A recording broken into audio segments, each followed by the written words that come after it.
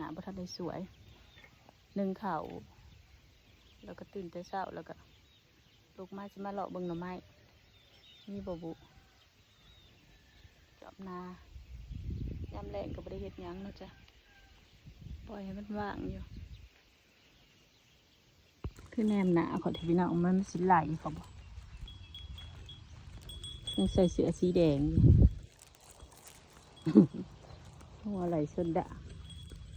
อย่าได้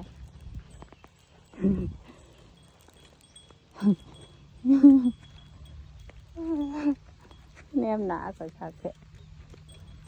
อย่าเด้อ